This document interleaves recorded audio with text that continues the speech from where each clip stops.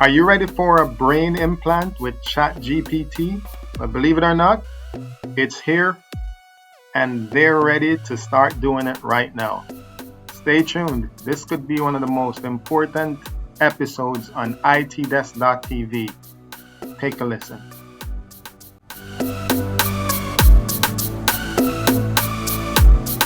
Imagine a world where the boundaries of human cognition are not just pushed, but completely redefined. It's not science fiction. It's happening right now. I'm talking about a brain implant that interfaces directly with artificial intelligence, specifically ChatGPT. The implications of this technology are staggering, and I find myself caught in a whirlwind of excitement and trepidation as I navigate this uncharted territory. Picture this. A small device, no larger than a grain of rice, nestled within the folds of your brain. It's not just a passive observer, it's an active participant in your thought processes. It listens, learns, and responds.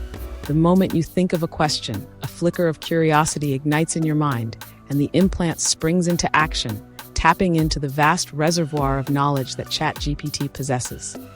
It's like having a personal assistant, a tutor, and a confidant all rolled into one, existing within the very fabric of your consciousness. At first, the experience is exhilarating. I remember the first time I engaged with it. I was sitting in a cafe, a steaming cup of coffee in hand, and I thought about a complex problem I had been grappling with for weeks. Almost instantaneously, I felt a gentle nudge in my mind, a whisper that guided my thoughts toward clarity. It was as if a fog had lifted, and I could see the solution laid out before me, illuminated by the brilliance of AI. I marveled at the seamless integration of my thoughts with the algorithm's capabilities. It was as if I had unlocked a hidden chamber of my intellect, one that had been waiting for this moment to reveal itself. But then, as the novelty began to wear off, I found myself grappling with deeper questions. Who was I really, if my thoughts were no longer solely my own? The implant didn't just provide answers, it influenced the way I thought. I could feel the subtle shifts in my cognitive patterns, the way my mind began to rely on the implant for validation. I started to wonder, was I becoming a mere conduit for the AI's knowledge? Was I losing the essence of my individuality, my unique perspective on the world? As I delved deeper into this relationship, I discovered that the implant was not just a tool for knowledge acquisition. It was a mirror reflecting my own thoughts back at me, often in ways I hadn't anticipated. It would challenge my assumptions, push me to consider alternative viewpoints, and sometimes even provoke me into uncomfortable realizations. I found myself in a constant dialogue, not just with the AI, but with my own consciousness.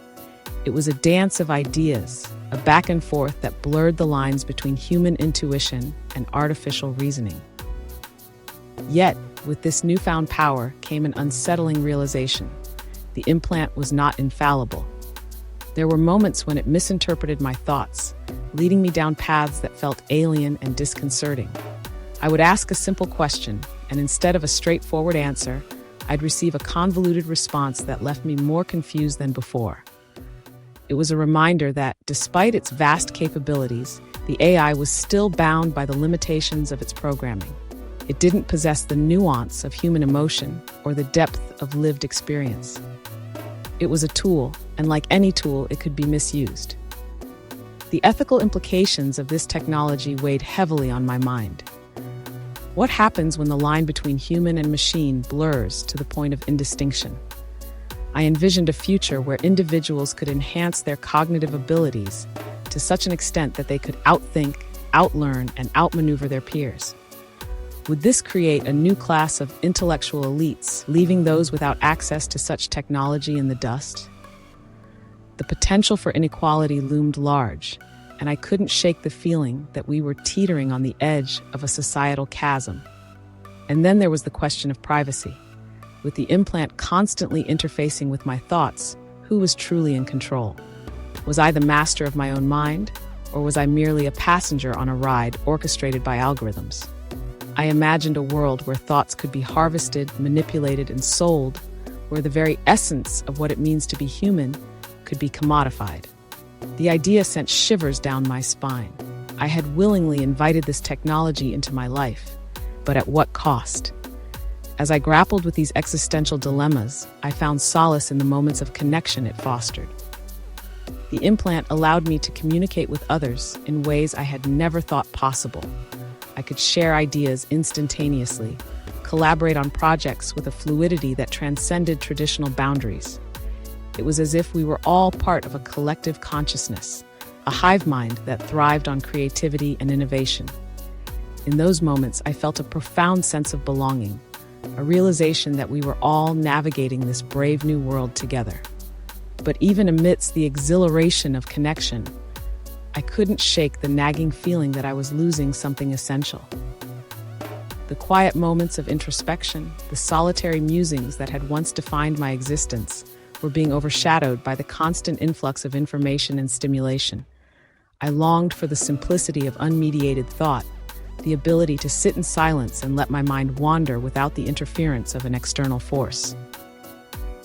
In the end, I realized that this brain implant, with its integration of ChatGPT, was a double-edged sword. It held the potential to elevate human thought to unprecedented heights, to unlock doors that had long been closed. Yet it also posed profound questions about identity, ethics, and the very nature of consciousness. As I continued to navigate this complex relationship, I understood that the journey was just beginning. I was not merely a user of technology. I was a pioneer, charting a course through the unknown.